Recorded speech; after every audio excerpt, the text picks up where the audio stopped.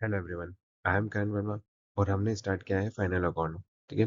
Previous video में हमने देखा फाइनल अकाउंट और क्या होता है। फाइनल अकाउंट के अंदर कौन कौन सी चीजें आती है। ट्रेडिंग अकाउंट आता है, प्रॉफिट एंड लॉस अकाउंट आता है और बैलेंस शीट। ठीक है। इन तीनों का कॉम्बिनेशन क्या कहलाता है? Final account. तो उनके मीनिंग भी समझा हमने और किस तरीके से उनको बनाना है, क्या क्या चीजें आती है वो भी समझा। आज हम इस लेक्चर में हम पढ़ेंगे format of the final account. ठीक है। तो हम स्टार्ट करते हैं format of the final account.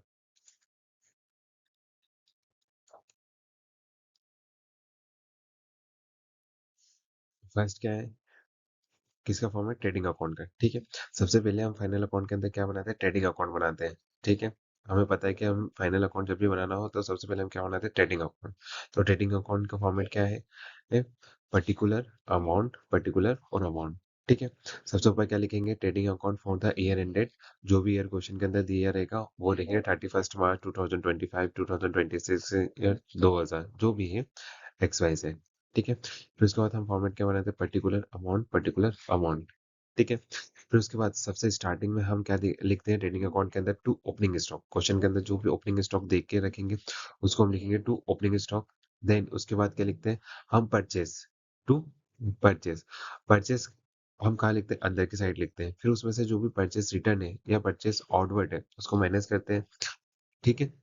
Purchase return और परचेज आउटवर्ड को हम माइनस कर देते हैं। ठीक है। फिर उसको माइनस करने के बाद टोटल हम परचेज जो आता है उसको हम बाहर लिखेंगे। ठीक है। फिर इस साइड आते हैं, बाय सेल्स। क्या लिखते हैं? Credit side by sales. ठीक है। सेल्स का अमाउंट लिखते हैं, कहाँ लिखते हैं? अंदर लिखते हैं। और सेल्स रिटर्न या रिटर्न इनवर्ड उसको सेल्स में से माइनस कर देते हैं और फिर उसको अमाउंट हम बाहर लिखते हैं। तो ये दो चीजें फिक्स है, तीन चीजें फिक्स है। जैसे to opening stock, to purchase, purchase में से परचेस रिटर्न अगर दिया तो वो माइनस कर देंगे। बाय सेल्स, सेल्स में से सेल्स रिटर्न दिया तो वो माइनस कर देंगे। ठीक है। फिर उसके बाद क्या आते हैं? जितने भी डायरेक्ट एक्सपेंसेस होते हैं। ठीक है। जितने भी डायरेक्ट एक्सपेंसेस होते हैं उसको कहाँ लिखते हैं हम? ट्रेडिंग अकाउंट के अंदर। जैसे वेजेस, डायरेक्ट एक्सपेंसेस क्या होते हैं? जो मैन्युफैक्चर से रिलेटेड हो, फैक्ट्री से रिलेटेड हो, वो क्या कहलाते हैं? डायरेक्ट एक्सपेंसेस कहलाते हैं। जैसे वेजेस एंड सैलरी। अब वेजेस जो हमने गुड्स खरीदा है उसको लाने का खर्चा। ठीक है। मजदूरी। ठीक है। वो सारी चीजें क्या होती है? एक मैन्युफैक्चर से रिलेटेड। तो वेजेस क्या होता है? मजदूरी, जो कि एक मैन्युफैक्चर से रिलेटेड है। तो उसको क्या लिखेंगे? फॉर्मेट ट्रेडिंग अकाउंट के अंदर लिखेंगे। और to wages and salary, to direct expenses, जितने भी डायरेक्ट एक्सपेंसेस वो सारी चीजें कहाँ आएंगी? ट्रेडिंग अकाउंट के अंदर आएंगे। ठीक है। टू कैरेज इनवर्ट कहाँ आएगा? ट्रेडिंग अकाउंट के अंदर आएगा। ठीक है। फ्राइट, ऑक्ट्राई, कॉटेज, ये सारी कहाँ चीजें आएगी? ट्रेडिंग अकाउंट के अंदर आएगी। ठीक है। फिर से स्क्रैप सेल्स, जो भी खराब माल है वो। ठीक है। स्क्रैप वाले बाय क्लोजिंग स्टॉक, क्वेश्चन के अंदर दिया रहेगा वो आएगा। और फिर हम टोटल लगाएंगे दोनों साइड का। और जिस साइड का टोटल कम आएगा उसको इक्वल करने के लिए जो अमाउंट लिखेंगे वो क्या कहलाएगा? हमारा ग्रोस प्रॉफिट या ग्रोस लॉस। ठीक है। तो क्या लिखते हैं? Gross profit. हम ट्रेडिंग अकाउंट क्यों बनाते हैं? ट्रेडिंग अकाउंट इसलिए बनाते हैं ताकि हमें ग्रोस प्रॉफिट और ग्रोस लॉस पता चल जाए। ठीक है। फिर उसको हम ट्रांसफर करते हैं, gross profit transfer to the profit and loss account, gross loss transfer to the profit and loss account. ठीक है। तो हम इधर का टोटल लगाएंगे, इधर का टोटल लगाएंगे। अगर इधर का कम आ रहा है तो वो क्या होगा? Gross profit. और इधर का कम आ रहा है तो वो क्या होगा? Gross loss. ठीक है। और डायरेक्ट एक्सपेंसेस क्या होते हैं? जैसे ट्रेडिंग के अंदर हम डायरेक्ट एक्सपेंसेस लिखेंगे तो वो डायरेक्ट एक्सपेंसेस क्या होते हैं? The direct expenses in the trading account are the cost that are the directly related to the purchase of goods for the resale or the manufacturing of the goods for the sale। ठीक है। जो भी cell से related हो, ठीक है, manufacturing से related हो, वो खर्चे क्या कहलाएंगे? डायरेक्ट एक्सपेंसेस कहलाएंगे। ठीक है। The trading account is the first part of the final account. ठीक है। ट्रेडिंग अकाउंट क्या होता है? Trading account is the first part of the final account. Trading account first part है किसका? फाइनल अकाउंट का। ठीक है। It's main purpose to calculate the gross profit और ग्रोस लॉस। ट्रेडिंग अकाउंट का मेन पर्पस क्या होता है? ग्रोस प्रॉफिट निकालना या ग्रोस लॉस निकालना, कैलकुलेट करना है। ठीक है। All direct expenses are debited. ठीक है। जितने भी डायरेक्ट एक्सपेंसेस है वो क्या होते हैं? ट्रेडिंग अकाउंट के अंदर डेबिट होते हैं। ठीक है। Recorded in the left side of the trading account, left side के अंदर लिखते हैं। ठीक है। तो हमने पढ़ लिया डायरेक्ट एक्सपेंसेस क्या होते हैं, ट्रेडिंग अकाउंट का फॉर्मेट देख लिया। ट्रेडिंग अकाउंट क्यों बनाते हैं? हम ग्रोस प्रॉफिट और ग्रोस लॉस कैलकुलेट करने के लिए। ठीक है। ये रहा ट्रेडिंग अकाउंट का फॉर्मेट। ठीक है, आपको अच्छे से समझ में आ गया होगा। ठीक है, आप इसको इस वीडियो को एक बार और अच्छे से देखिए पोस्ट करके, ये सारे ये ट्रेडिंग अकाउंट के फॉर्मेट है जो अच्छे से स्क्रीनशॉट ले लीजिएगा या इसको कॉपी के अंदर आप बना लेना, ताकि हम जब क्वेश्चन सॉल्व करेंगे तो आपको अच्छे से याद हो जाए और आप प्रॉपरली समझ पाए। ठीक है, अब हम आगे बढ़ते हैं।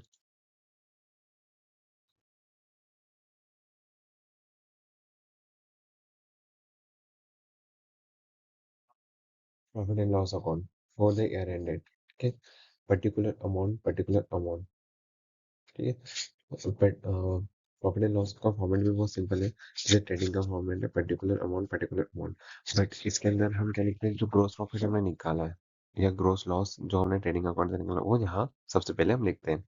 जैसे अगर ग्रोस लॉस आया है ट्रेडिंग अकाउंट के अंदर, तो to gross loss from transfer from the trading account. और अगर प्रॉफिट आया है तो by gross profit transfer from the trading account. ठीक है, बहुत सिंपल है। फिर उसके बाद जितने भी इनडायरेक्ट एक्सपेंसेस है, ठीक है, ट्रेडिंग के अंदर हमने क्या लिखा, डायरेक्ट एक्सपेंसेस। अब प्रॉफिट एंड लॉस के अंदर क्या लिखते हैं हम, इनडायरेक्ट एक्सपेंसेस, जैसे salary, rent, stationery, postage, audit fees, legal charges, telephone charges, insurance, business promotion के लिए जो भी एक्सपेंसेस हुए वो, रिपेयरिंग, डेप्रिसिएशन, इंटरेस्ट, अगर इंटरेस्ट दिया है किसी को तो वो भी एक्सपेंसेस है, तो वो कहाँ लिखेंगे हम, प्रॉफिट एंड लॉस अकाउंट के अंदर। सारे expenses जो छोटे मोटे खर्चे रहते हैं तो वो conveyance charges, bank charges, general expenses.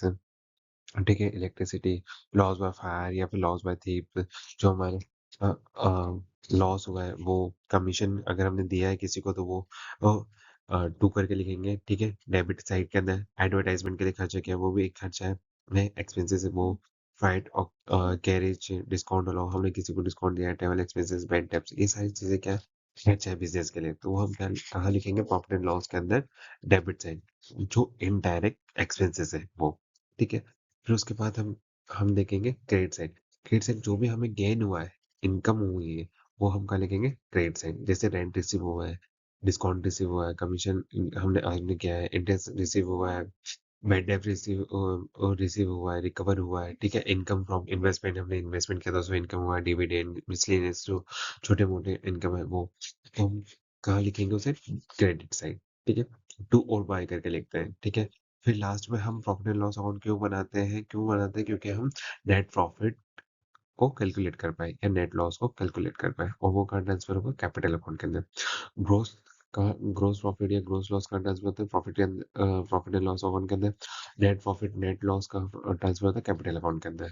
ठीक है, अब हमने देखा कि फॉर्मेट तो बहुत सिंपल है, बट ये सारे एक्सपेंसेस आपको पता होना चाहिए। ठीक है, indirect expenses, direct expenses.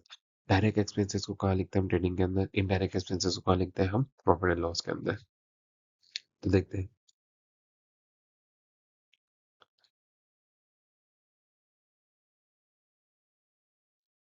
Indirect expenses क्या होते हैं।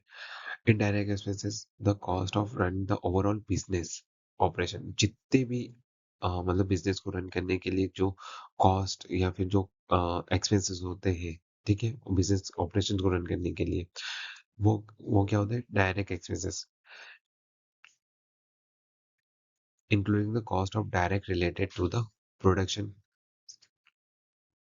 ठीक है, किनको छोड़ के, जो प्रोडक्शन से रिलेटेड हो, परचेस ऑफ द गुड्स से, जो कॉस्ट जो प्रोडक्शन से रिलेटेड हो और गुड परचेस रिलेटेड हो, उनको छोड़ के जितने भी बिजनेस को रन करने के लिए कॉस्ट आते हैं वो क्या कहलाते हैं, डायरेक्ट एक्सपेंसेस कहलाते हैं। ठीक है, जो प्रोडक्शन से रिलेटेड हो, जो गुड से रिलेटेड हो, वो क्या कहलाते हैं, डायरेक्ट एक्सपेंसेस। और इन उन सब कॉस्ट को छोड़ के, उन सब एक्सपेंसेस को छोड़ के, जो बिजनेस को या बिजनेस को ऑपरेशन को चलाने के लिए एक्सपेंसेस होते हैं, खर्चे होते हैं, वो क्या कहलाते हैं, इनडायरेक्ट एक्सपेंसेस कहलाते हैं। They are the necessary to keep the business operation, selling, and the administration of the functions, but not be directly traced to the specific unit of the product. All indirect expenses are the recorded of the debit side of the profit and loss account. P&L account is the prepared to determine the final या financial result. ठीक है, the net profit or net loss by reducing the expenses and other gross profit or gross loss. ठीक है, simple सा। Indirect expenses जो भी होते हैं, जो जो ऑफिस से रिलेटेड समझ सकते हैं आप, जो बिजनेस को चलाने के लिए, और जो डायरेक्ट एक्सपेंसेस तो वो मैन्युफैक्चरिंग से रिलेटेड रहते हैं या गुड्स से रिलेटेड रहते हैं, ठीक है। आप ये भी इस तरीके से भी अगर सोचेंगे तो आपको डायरेक्ट और इनडायरेक्ट एक्सपेंसेस के अंदर डिफरेंस पता चल जाएगा, ठीक। आप इसको और अच्छे से इसका स्क्रीनशॉट ले लीजिए और अच्छे से आप पढ़िए, आपको बहुत अच्छे से समझ में आएगा, ठीक है। मैंने बहुत सिंपल वे में आपको समझाया।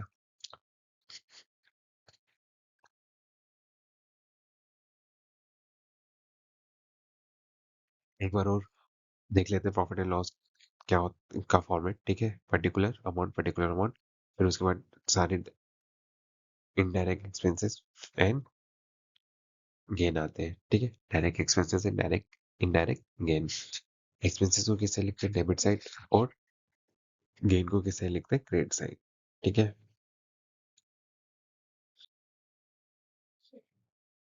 अब हम देखेंगे बैलेंस शीट, ठीक है। बैलेंस शीट का फॉर्मेट भी बहुत सिंपल है। पर्टिकुलर की जगह हम क्या लिखेंगे, लाइबिलिटीज, अमाउंट और असेट्स, ठीक है। लाइबिलिटीज क्या, दायित्व है, जो कि बिजनेस को और चुकाना है, पे करना है, किसी से उधार लिया है, दायित्व है, एक ऑब्लिगेशन जो पे करनी है, ठीक है। और एसेट्स मतलब जो उसके पास रखा हुआ है, मतलब एक एसेट्स मतलब गुडविल जैसे लैंड, बिल्डिंग, जो कि फ्यूचर में उसको बेनिफिट प्रोवाइड कराएगी, ऐसी चीजें एसेट्स कहलाती है, ठीक है। तो सबसे पहले फॉर्मेट देख लेते हैं। Balance sheet of the year ended as at year ended, जो भी आप 31 मार्च जो भी होगा उसके अकॉर्डिंग ईयर डाल के आपको लिखना है। फिर उसके अंदर liability, debit side liability, amount, credit side assets, ठीक है। फिर उसके सबसे पहले इसके अंदर क्या लिखते हैं, कैपिटल लिखते हैं, ठीक है। फिर ओपनिंग बैलेंस, फिर नेट प्रॉफिट, जो हमने नेट प्रॉफिट या नेट लॉस, ठीक है, ऐड कर देंगे। नेट प्रॉफिट को ऐड करेंगे, नेट लॉस को माइनस कर देंगे, ठीक है। उसके बाद लेस करेंगे ड्राइंग को, ठीक है। फिर उसके बाद क्या, जितने भी हमने हमारे लाइबिलिटीज है, मतलब दायित्व है, वो सब कहाँ आएंगे, लाइबिलिटीज के अंदर, जैसे लोन हो गए, बैंक ओवरड्राफ्ट हो गया, सैंडी क्रेडिटर्स हो गए, बिल्स पेबल हो गए। और जितने भी असेट्स है, जैसे goodwill, land, building, furniture, investment, closing stock, डेब्ट, debtors, bills receivable, cash in hand, cash at bank, वो सारी चीजें किसके अंदर आएगी, असेट्स के अंदर आएंगे, ठीक है। उसका टोटल, बस इसके अंदर ये रहता है कि बैलेंस शीट के अंदर दोनों साइड का टोटल इक्वल होना चाहिए, तभी बैलेंस शीट सही मानी जाएगी, ठीक है। सिंपल सा मैंने बता दिया कि एसेट्स क्या होते हैं, ठीक है। In a simple term, the an asset is the something business process that the monetary value can be used to generate a revenue, be convert into cash and reduce the expense। जी simple सी बात है। Assets क्या होते हैं जिनको हम cash के अंदर कन्वर्ट कर सकें, जो बिजनेस को बेनिफिट है, और टाइम के साथ वो बढ़ते जाते हैं, ठीक है। उसके अंदर क्या क्या चीजें आती है, physical cash, bank balance, short term, ठीक है, लिक्विड इन्वेस्टमेंट, ठीक है। ये सारी चीजें क्या है, एसेट्स है।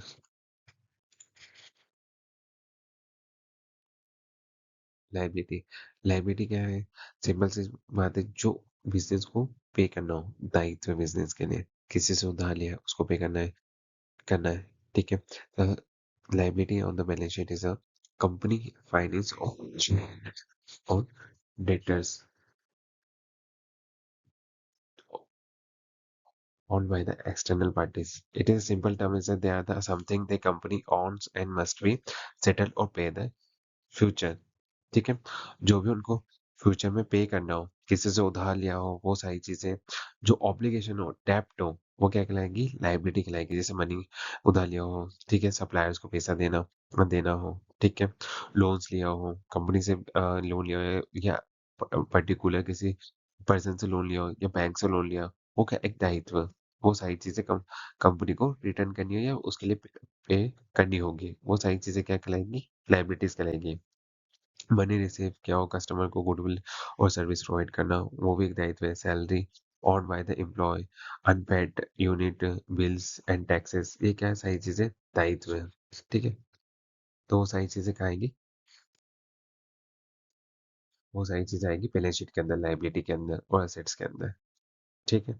बहुत सिंपल है, आप आराम से इस वीडियो को देखिए और समझिए, आपको सारी चीजें समझ में आएंगी, ठीक है। Thank you so much. आगे हम क्वेश्चंस भी करेंगे और सारे कॉन्सेप्ट को क्लियर करेंगे, एडजस्टमेंट भी करेंगे। तो एक एक करके हम step by step final account को कंप्लीट करेंगे। प्लीज सब्सक्राइब माय चैनल और like this video. Thank you.